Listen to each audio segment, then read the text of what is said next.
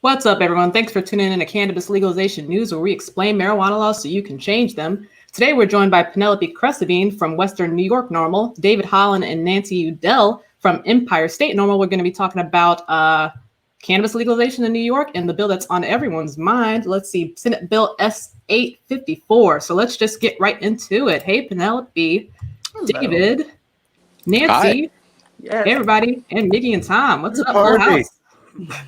Hey guys, thanks for joining us to talk about New York. It's one of the most emerging of the emerging agricultural markets in the United States. It hasn't been emerging for like 3 years. I mean, every time Cuomo speaks. I think the word emerging is a misnomer since it's been around for about 50 or so in New York. I mean, please tell me how South Dakota is ahead of New York. Strange things are known to happen. Yeah. Why don't you guys introduce yourselves and tell us what organization you're with? Should I start, I guess? I'm Penelope Hamilton Crescibene. I'm over on the western side of New York State. I'm with Western New York NORML. I'm the executive director over there right now. And got to see what we can get done this year. David? Hi, I'm David Holland. I'm the executive and legal director of Empire State NORML, which is New York State's affiliate of the National Organization for Reform of Marijuana Laws. And happy to be part of this programming. Right on. I'm next. Yes. Hi, I'm Nancy Udell, and I'm the director of Empire State NORML. I'm also the treasurer, and I've been an advocate for several years for cannabis legalization and a long-time cannabis consumer.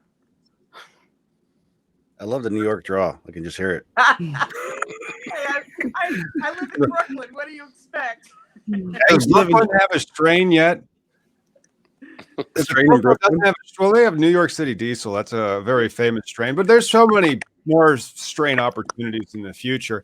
However, let's talk about where New York currently is with its medical status that they have, because New York is a hybrid state in the sense that they do have a medical program. I'm not the biggest fan of it, but then they also have a bill. So before we get to the legalization bill, what's the current status of the medical? Penelope, it looks like you're kind of aware of what's going on there. The medical. You know, it's been a real struggle because of the program and trying to see what we can get done. You know, I'm not really sure where we're going to be at, you know, this year. We're looking into getting these improvements. We don't even have flour over here in New York State. Not the flour when you think of it, when you look at other programs. And the way it's set up right now, a lot of people are just, and I don't even like to say being forced back to the illicit market, but actually being forced for the first time. They're finding hope and help with cannabis and relief, and then not being able to get what they need or afford it. And actually, and I'm a patient myself, and that happened to me. I actually found myself going elsewhere when I never even did beforehand. So if I move to New York like next week, and you know, is there a place for me to go sign up to be a patient, and then a store for me to go make purchases, or do I still have to do handshakes and know people? We do have. It's pretty easy to get a medical card in New York State. Most people do it through online. It's difficult to find an actual provider or doctor in person, especially in rural parts. When you think of New York, a lot of people just think about the city, and you can get a lot more access over there. Well, we're a large state in a sense, and you look around, and you know the city's downstate, as we say. And I'm upstate, so we've got a lot of rural areas. People do not have access. The dispensaries are limited, and people have to, even myself, I would travel a 2-hour round trip to get to a dispensary. But yes, you can get it. You can get a card for about $150. It's pretty easy. Not many questions asked over the phone, you know, but after that, you're on your own, and there's not very much available in the program. Damn. Yeah, I didn't even think about. Most people think New York is New York City, not. I mean, because it is rural. I've been to the northern side. But it's the tragedy of it is that that's not a medical program. That's terrible. They aren't being able to have adequate supply or adequate pricing to be able to benefit the patients. And do you know how many patients there are in New York State? Because it's a state of almost 20 million people. I don't know our number. David or Nancy, do you know where we're at? The last number I saw, so under the Compassionate Care Act, you have to become a registered patient. And some of what Penelope is talking about lack of access, is there were only 10 registered organizations, which are the vertically integrated medical facilities that grow it, process it, and sell it. So in a state of 20 million people with only 10 organizations, one organization services 2 million people in theory. Oh my God. As right now, I don't believe it's even 200,000 in the program. So you have less than 1% of the people of the population of the state being serviced across a very wide area through only 10 organizations that have smaller retail outlets available to them, but still most of them are put or placed within more the metropolitan areas of New York City than anywhere else. So it's it's an extremely expensive, and it's not only cost prohibitive, but as Penelope was describing, is geographically prohibitive for people to really exercise that rather than go to the legacy market they've always gone to. Well, and everybody who's tuning in not from New York, first off, thank you for joining us, and smash them likes and subscribes, because he just illustrated something that if you're getting a medical brought to you, for example, like if you're joining us from Mississippi and medical's coming, you want to make sure that you avoid this vertical integration where you only have 10 license holders for the entire state, because now essentially you have a monopoly. And so when they legalize it, I kind of remember that from my reading of the bill, they speak to these previously existing license holders. And so they're just going to open the doors for them for at least a year, maybe more. And then how long is it going to be before you have adequate supply? So when you have a hyper limited, vertically integrated market like you have in New York State, Pennsylvania, Florida, or Arizona, there's always going to be an illicit market, because the illicit market has nowhere to go. And the supply won't be there. The price will be too high. And then hopefully, now that we can kind of turn to the new bill that's coming up and the vision that New York has for adult use regulation. Sure. Yeah. Has anybody been working on it, or who's been involved in creating the bill? Well, so let me just clarify one thing. And then I'd have Nancy come in, but there are actually two bills that are in New York, both coming around for their third time around. So one's called the CRTA, which is what the governor proposes in his budget, called the Cannabis Regulation Taxation Act, that proposes adult use as well as a reorganization of adult use, medical, and what's going to be the industrial hemp and cannabinoid industry all under one roof.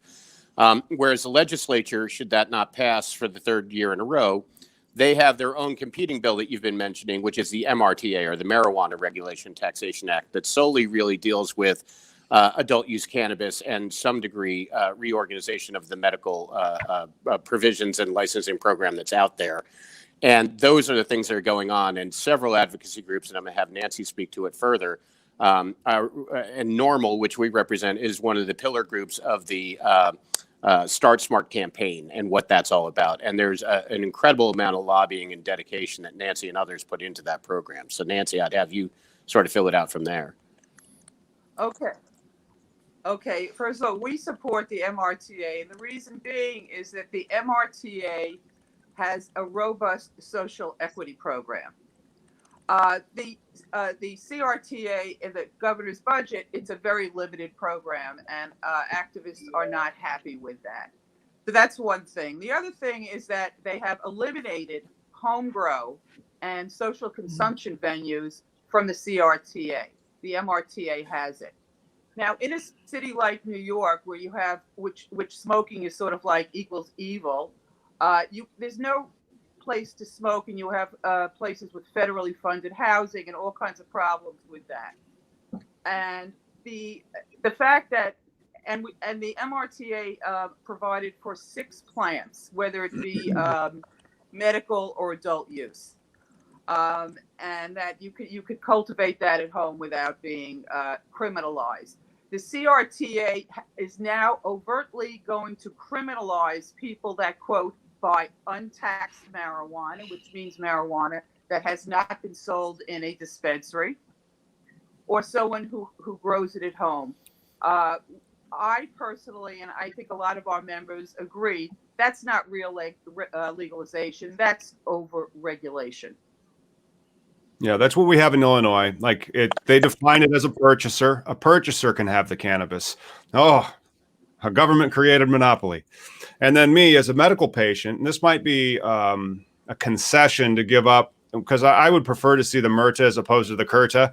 The only difference is I don't like the naming convention for MRTA because it still uses the word marijuana, but it had a lot of good license structuring and social equity aspects into it. But it was one thing you can give up is be like, all right, well, adult use doesn't have 6 plants, but give it to the patients, because that will help fix a lot of the problems with the and then give the tax break to the patients so that they can actually access the retail locations in the adult use market, but at a different price point if they have their card.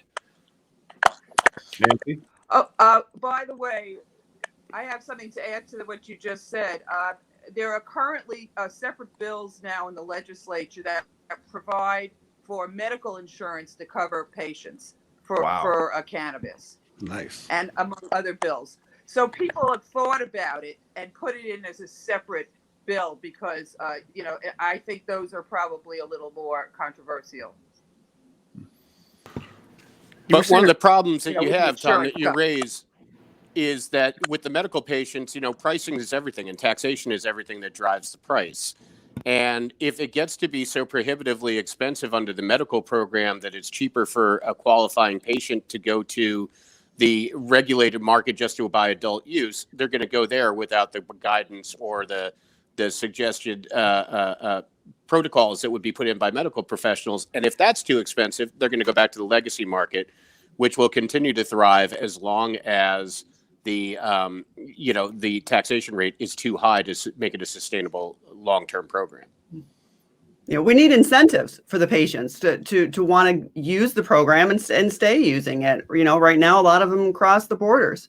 The coronavirus was very difficult because we had a lot of patients that were, going over into Massachusetts, and it makes right now they can't even get access, in that sense, because I'm in a, part of a large community. So I hear from a lot of the patients directly, and I get a lot of comments and messages sent to me.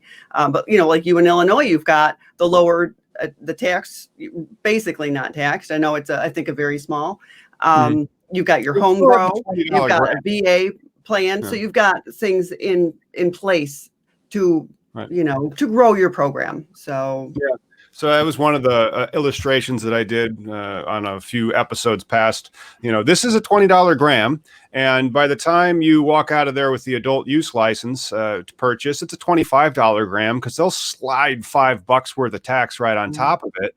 And then if I had my medical card, I think it still would have been a $20 gram or a $19 gram.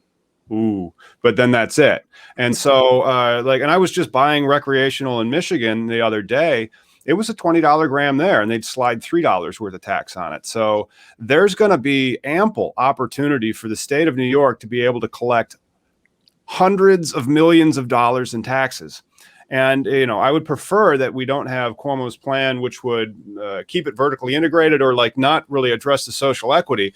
Keep those license types open. And when the social equity actually is required, like you're kind of seeing and how they do with the micro licenses in New Jersey or the social equity license in Illinois, you create hundreds, if not thousands of new LLCs, new businesses that have to form to be able to satisfy social equity. And then that allows for local requirements, like in the states of Jersey for their micro business. And that's what really creates access to the market and brings down the price point, because raising $1 million for a business is much easier than raising 50. So, and those are good points. And that's one of the things that Cuomo has consistently done is try to create on the adult use side as compared to medical is to have horizontal licensing. So you can't own every step of the process. That is supposed to give multiple entry points that are low cost into the marketplace. And social equity, which is a driving force of every state's program that's out there, is something that's easier said than done. And the governor just dropped on Tuesday night his latest version of this, which is going to, after 5 years, cap social equity funding at $50 million, even though you may end up at $1 billion a year program. So we have 64 counties in the state of New York. That means you're taking about $550,000 or $600,000 per county to try to redress the harms of the drug war. And I can't imagine any program that could be effectively implemented on such a low budget. So there is a great disconnect as to what social equity means and how to go about funding it.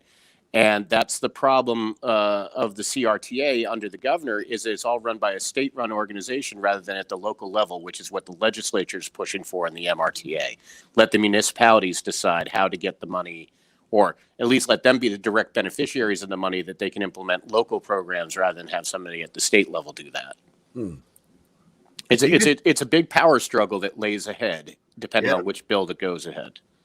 Do you guys think the policing issue, because I mean, New York seems to have a policing issue still, that, you know, they seem to want to have to arrest somebody. There has to be a bad guy, you know, like, you know, especially with cannabis. I know there's a good culture in New York. Like High Maintenance was a great show about delivery systems. There's other networks throughout New York.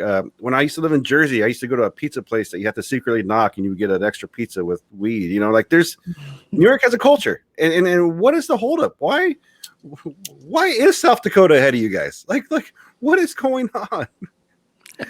I mean, High Times was started there. I mean, like it just seems to me like New York has this very, you know, because of course, is it New York City that makes the decisions for all of New York State? Is that seems to be the problem for you? I mean, it's because that's always like the debate, right? Country versus city is a thing, but. Well, the problem is you have the nation's largest city that has no say in how the state necessarily is going to implement its programs, because you don't have a voter referendum like you have in every other state that's passed an adult use regulation, with the exception of Illinois going straight to a legislative procedure. So while the population counts, the voice isn't there to be heard outside of lobbying people, which is what has happened so effectively through the Start Smart campaign and what NORML has done since its inception. And Nancy and I for New York State NORML have been running it since 2008. And Penelope is a big player in the Western New York, which opened up a few years ago. So the voices are there, but the galvanization around the single issue doesn't exist, because you just take an issue like social equity and say, okay, let's all rally around that, right, until you'll have groups of people that will say, but it's not benefiting this particular group of people or this type of, social enclave or municipality. And then you'll have people that say, well, if it's not there, then we won't support it, as compared to other people that say, politically, let's take what we can get and try to improve it. So the line of demarcation becomes much more like a jagged lightning bolt than a very clear-cut line. And so that's one of the problems of New York, is that there is the city in the views of many, and then there's everything else. And the everything else has a very, very critical say in what happens. And one of the driving forces of the MRTA is Ms. Peoples-Stokes, who is Crystal Peoples-Stokes from Buffalo, is the driving force of this legalization on the MRTA. And to discount what she has to say or her constituency would be a very foolish errand, because they have a very powerful voice. The reason why I say that too is because I mean, it wasn't that long ago that Eric Gardner died because of cigarettes, right? Like the cigarette lobby has really good people that enforce, because the cops are, excited to enforce that law. Cannabis is going to be the next, like, we got to train these guys. Like, it's not worth. Well, that's why you have the tax dollar. Do they have any tax dollars that are allocated from the MRTA that goes to reprogramming the police? Because we need to brainwash them again.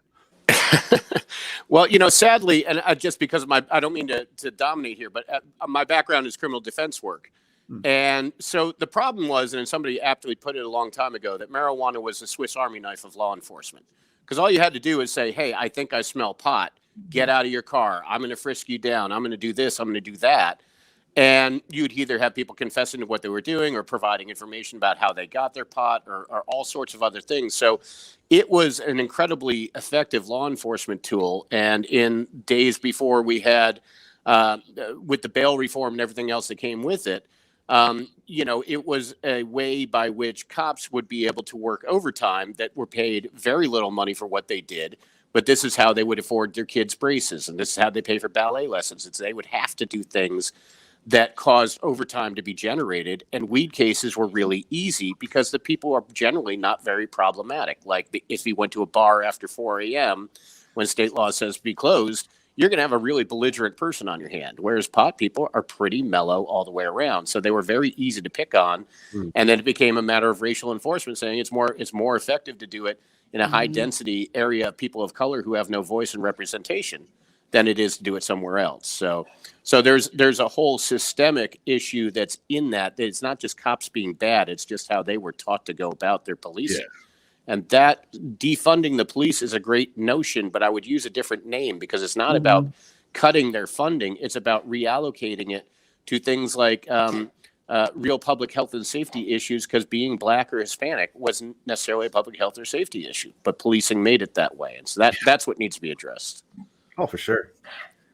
So what can someone do in New York to help progress the issue? Is it up to the Cuomo, or is that it? Are you just like fingers crossed, let's wait, or is there something somebody can do? Who are you asking that to, Mickey? Anybody that knows? I can answer that. Okay. Yeah, good. Yes. Hi. You have to lobby your lawmakers. You have to, now, unfortunately, during the pandemic, you can't go to their offices and sit there. But we ask all our members and everyone we know to bombard their assembly people and their Senate people, because the Democrats now have a supermajority in the New York State Senate, and we also have, I believe, 17 to the MRTA. So I think that it puts us in a good position to negotiate with the governor, because we're not happy with the CRTA, and I think that they expect us to negotiate because they took out all the goodies and put in all the bad stuff in the CRTA. So I think they want to start off really far away and then come back to a spot where they are willing to go with. I kind of think that the home grow for medical probably can be negotiated in. I really don't think, and we're going to try for the adult use, but I'm not sure we'll get that far. Yeah, the money's. Then they're like, oh, everybody will be like it's so magically easy to grow good weed. Like it doesn't take 6 months. Actually, it does. It takes way longer than that because you're going to not have grown weed before, so you're going to suck at it for about a year, and then most people are going to stop and they're just going to go buy a $20 gram. But the patients should have the ability to struggle through that, because then they might get an ounce their first grow and it might not be that great, but for the price it might be fantastic, and then they'll have more and then they'll get an adequate supply, and it can really help. What about Nancy? Do you know about the commission? Because I've really read the MRTA more than I've read the CRTA. And there's this commission that's anticipated, because when I was reading the law, it's not that big. It's like 115 pages. Yeah. Well, this commission, you mean you're talking about the Cannabis Control Commission? Yeah. Okay. Well, that all those people are appointed by the governor. But as Dave might tell you, we know some of those people, and some of them are good, but a lot of people object to the governor having so much control over it. He wants to micromanage this, and I think that's not a great thing, but we may not be able to do anything about that. Does Governor Cuomo have previous cannabis experience? He has no recollection of that, Senator. Those are the jokes. Those are the jokes. Madness person, way back Well, he's Governor Buzzkill when it comes to that. No, he doesn't. But Nancy mentioned. Yeah, you mentioned though that now there's a supermajority in the legislature, so the Democrats are really calling the shots in New York right now, it appears. And so, which one will pass? That's a great question. Well, that's a good question. I think it'll be like sausage making. I think it's going to be a compromise between the two bills. That's my personal opinion. Most likely, That's but the fact that way you it goes in New York. It's sort of All right. Well, the other thing that I noticed about the law when I was reading it, and I should familiarize myself more with the other bill, the CRTA, but a lot of it isn't like in the law. A lot of it says then this commission's going to be there, and the commission's going to make all these regulations, and then like it's going to set the numbers of licenses, and then get what you have to put into the application, and then publish those applications. Based on your familiarity with the legislative process in New York, how long are we looking at? Like after they pass the law and it's going to go to Cuomo's desk, how long to create the rules? How long for the public comment period? So I'm just jump in real quick because public comment generally has started already. So NORML and other organizations are already filing new objections to the governor's proposal, and now that the MRTA came out a little bit early, reinvigorating it. And it's a little bit like Nancy said, it's somewhere between sausage making and the Wizard of Oz of don't look behind the curtain. The governor just wants to say, here are the bones of the program, we'll flesh it out later, just pass it. Whereas most of the advocacy world is saying, we want to know more distinctly how this is going to get implemented and who are the beneficiaries of the social equity programs and how that money is going to get allocated. And the difference really between the governor and the legislature is in his bill, he gets to appoint everybody that then oversees a potentially, hundreds of millions of dollars of tax revenue over which only 50 million goes to social equity and he can assign anywhere else. Versus the legislature is saying there's a distinct percentage going specifically to these types of equity programs and these kind of community rebuilds. And the legislature itself gets to also appoint people to that board. So it's not completely a group of yes men. Well, yes, people, I should say. There's this great website going around Illinois right now, just explaining how fraudulent our cannabis round was.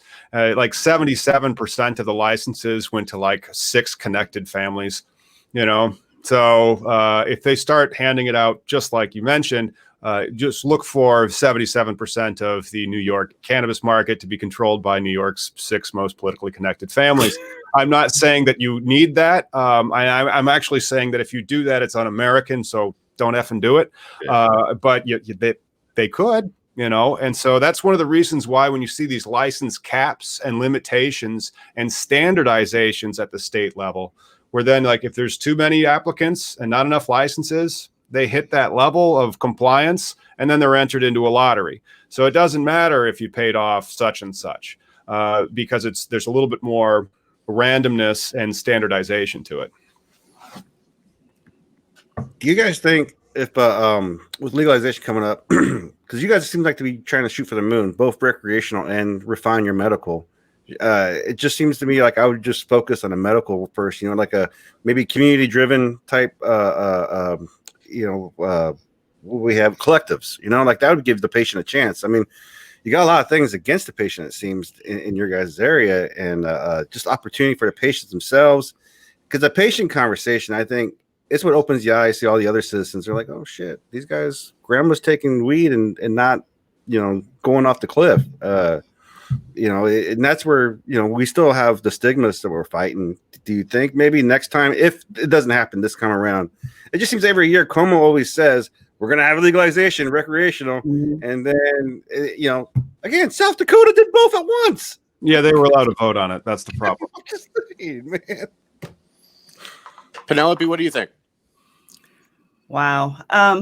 It's been one of the most difficult parts, especially for me, because that's where my passion, lies and how I began, in this fight. And I joined up with NORML because they were the most organized, group. And I reached out through them, and they've been very gracious to help, make medical a point that we can work on.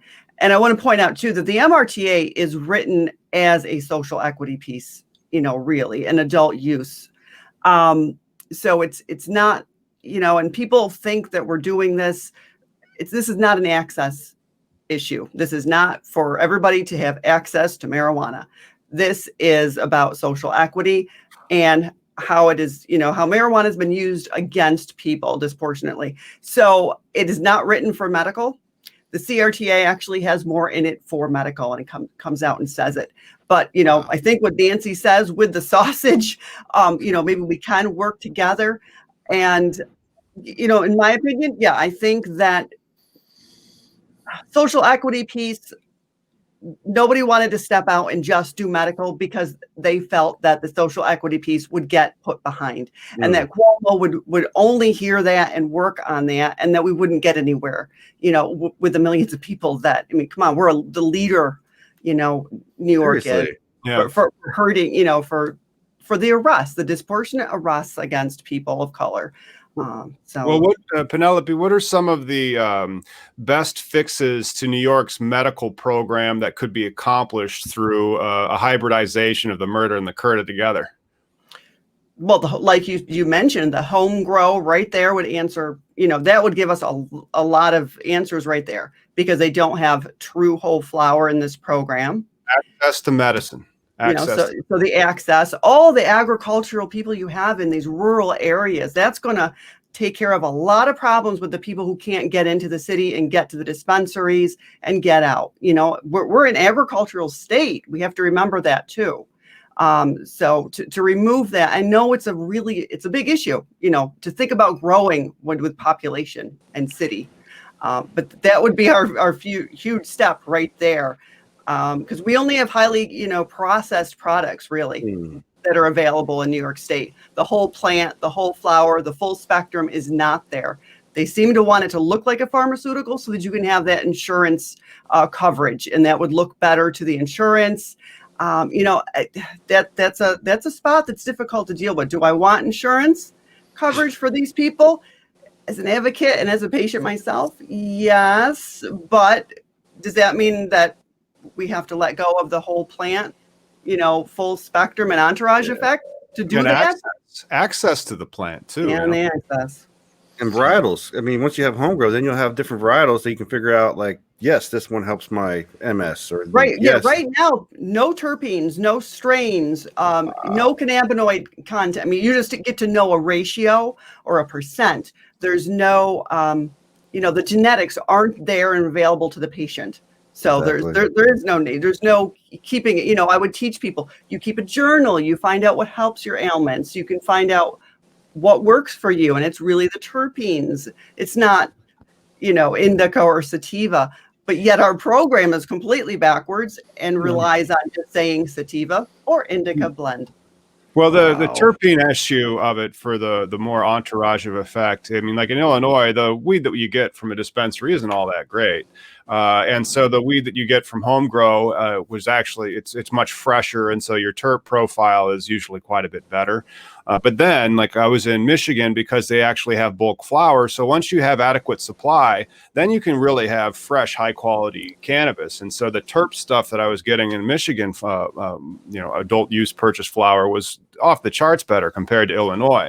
So I'm hopeful that New York State adopts some type of cultivation structure so that enough people that want to be able to grow can grow. And the 100 plant license, like they have as the Class A license in Michigan, is an amazing point because it's small enough to really wipe out the vast majority of the illicit market. Because most of the illicit market operations are plants 100 or less because they're trying to evade detection. And so, like, if you have that method to allow the people that are out there growing to get licensed and then to sell to a dispensary after being tested, that's really you're gonna have adequate supply and it's gonna be safe. And then you have to just be able to retail it. But we retail cannabis; it's fine. Well, there's lots of room for improvement. We'll have to see where it is, but expansion of the medical program, that comes at the expense of the world's largest marketplace is New York City. And that's an adult use market. So you're going to be working to the exclusion of them. And therefore the legacy market just continues on and the government is going to lose billions. And it's estimated right now, $15 billion in revenue is going to flow to New Jersey, all the legalized states that we're surrounded by. So it makes no sense to fight that which has already been here. It's not even What kind of pushback are you guys seeing as far as like when it comes to like the legalization in New York State? As far as like what are people afraid of? Like here we're on our 9th year here in Seattle, Washington on legalization. Homegrow just finally passed one of our committees, a gaming committee, right? We're finally it might happen for us, but and for that to happen, there was 2 guys, my friends, that traveled the state and asked all these people what was the concern, and they created this big list of like what like the law and precautions and whatnot. But like, I just went to the store on my way here. I got this infused pre-roll. It says 49% THC because it's got flour, bubble hash, and some shatter in there. And when I smoke this, the world won't collapse. But like, what are they afraid of? What are New York people like? What the? Holy crap! Yeah, I can't believe you're holding that with your hands. Shouldn't you get like some science tongs and just be like, look? If I was in the DEA, you know, I'd be wearing like a respirator right now and like a hazmat suit. I have an answer. What about? What's up, Nancy? Yeah, I go have ahead, an Nancy. answer as to why. There has been a concerted effort by the quote big cannabis companies currently operating the medical dispensaries. They lobbied against home grow and asked Cuomo to criminalize people who participate in that. That is why millions of dollars of lobbying money to keep people from doing home grow. They say, oh, there's going to be diversion. There's no diversion. And the children, we've all heard about the children. That's why we do this They're program. worried about tax. Yeah. I don't think it's going to be that much different. Well, Yeah. That's the problem.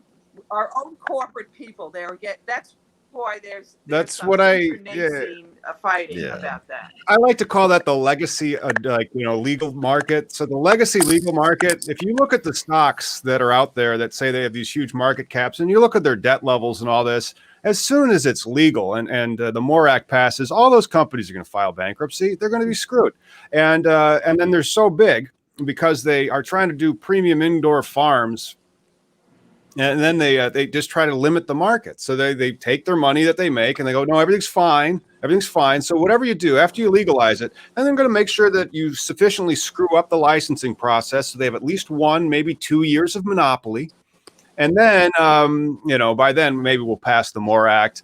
And there, man, you can, I help, I know how they raise capital. I'm actively involved in assisting ones that are like getting started because it's a capital intensive industry. But there's so much more companies, there's so much more business that New York State could have if they take an open approach, still regulate the stuff, like they do in Michigan, but it's a more open approach where the municipality has the ability to say whether or not they want your retail location in their city. the tourism too, it will just increase. Well, all that tourism's going elsewhere until we get it. Sure. So Dave, one of the key things. Yeah, can you hear me? Can you hear me now? I can hear you great. There's a little bit of clacking between you and Nancy, though. Gotcha. So I think what I understood from Nancy was the opt-out provision, and this is pretty critical, is under the governor's proposal, the counties, even though they may have large cities within them, can opt out of the program altogether and say, we don't want adult use.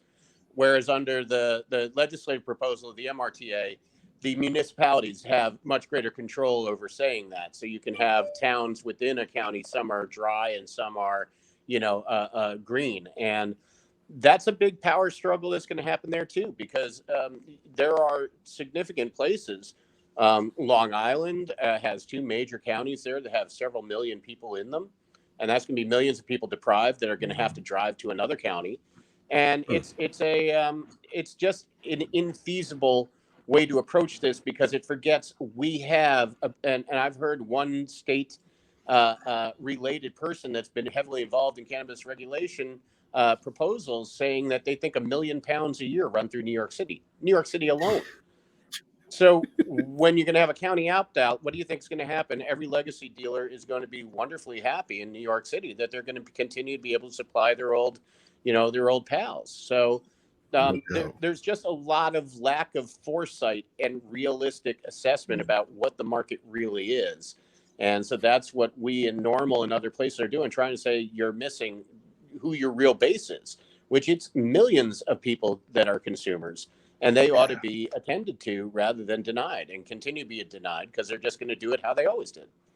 Assuming a wholesale price of $2,500 per pound on that 1 million pounds, that is a $2.5 billion industry. Cash flowing all off the books, all trying to be like held under, like I'm buying newts and I'm trying to keep everything from being recorded. That's what's going on right now. And they're just letting that happen. Well, they're arresting black and brown people, but they're letting it happen. That's a sad reality, and that needs to change. But you might as well, if you can't beat them, join them. But you might as well capitalize on that which is already there. And when we call it the legacy market rather than the illicit market, it has sustained people for generations being in the business. So you might as well allow that family business to come above ground and be productive members, because they are going to pay their taxes, they're going to pay their rents, and they are going to end up, providing all the secondary and tertiary income streams that a city needs to survive that you're not seeing otherwise. And that's really the social equity as well, man, because that illicit market that's out there, who's growing all that stuff? Who's peddling it all? I'll guarantee you it is not corporate white dudes. Right. Once you guys get your hot dog, that I know of. I got some plants myself. Look at how corporate I am, right? Oh, Jesus. Yeah. But the trucking lines, the shipping lines, the ways it takes a northern or southern route, but it gets to New York, and that's a big chain in between. Bring that above ground, and you're talking hundreds of millions of dollars that now is overt that was covert. And forget the billions of dollars in tax revenue on 1 million pounds. Just start with that. Let's just be able to pay freight wages on 18-wheelers bringing it. And that will be on a national level, will improve the situation. That would be amazing. Well, Tom, didn't you guys pull in $1 billion in taxes last year? No, $1 billion in taxes. It was $1 billion in sales. And then the taxes are quite difficult to report because there's so many different types of taxes that are on that cannabis, right? There's the cannabis cultivation privilege tax. Then there's, of course, the cannabis excise tax for the retail buyer. And then there's what the legislation said the municipality can put on it. So like, hey, New York, pay off your cities, allow them to tax like another 3% like we did. And so then you have your city and your county tax. So that was an extra 6%. And then you have your sales tax, of course. And so like the sales tax is just your boot payment. You get that because, and then everything else is on top of it. And that's how a $20 gram, not a gram, becomes a $25 gram. Right. How long till the hot dog bill, like once everything gets merged and passes, how long till you think you can see something in New York State take an effect? Like home grow, we're still trying to get there. When we passed the legalization for recreational, it was a year. We want the application window. That's what I want to. I want to see, like, how am I going to be helping teams in New York get their licenses? Penelope, what do you think? No, I was going to say, David. What do you think? I'm curious too. How long do you think? Subject to what Nancy thinks, I think you're about 18 months from when they actually pass it to coming up with the idea of how you got to apply for a license, whatever that looks like, to prioritizing, putting together a commission to approve them. And particularly social equity applicants are supposed to be front of the line, whoever that may be defined as. That's probably 18 months. And what will likely happen is if they legalize tomorrow, I think one of the reasons why they're allowing the medical industry to continue its monopolies is they put in 10, 15, $20 million to build up, and they have not broken even. They'll probably give them a 1 or 2 year run up of an exclusive monopoly before doors open to an adult use level, so that they can transition from medical to a bigger adult use model while still preserving their grow capacities. So it's 18 months, but you'll see some immediate action if the ROs are allowed to open up to adult use. We need to get it. Oh, I'm sorry. But that happened in Illinois, and so see a complete giveaway to the current operators. But hopefully the first round that comes up 18 months after they actually pass it is going to be an open licensing round where it's not going to be so gamed that the wealthy and most connected of New York can come in, snatch all the licenses, and then that's it, and that's fair. Because if that's an opportunity, guys like me are going to figure out how to exploit it and do it. David? It's a danger, but I think that's why social equity being as readily prioritized as it is, you're not going to be able to just have a front person. They're going to say, show me your corporate books. You may not be able to sell your license for 5 years. Show me that person actually owns stock in the corporation that you're saying you've put together, and show me who your executive levels are, because we want to see diversity, not only on racial levels, but on gender and socioeconomic backgrounds of people that have been in the industry that may not have an MBA, but I can guarantee you they've got master's level knowledge of cannabis. And that's where New York may become a leader. It may actually require people come out and show me that legacy workers are there to make sure you're going to be successful. Nice. Penelope, David, Nancy, thank you so much for joining us today. Where can we go? I know you guys have a couple normals out there. Where can we go to find and follow what you guys are doing at any of your New York normals? Penelope, go ahead. Oh, we follow under Empire State NORML out here since we're rural, so there's no website or anything. It's just, what do you guys have?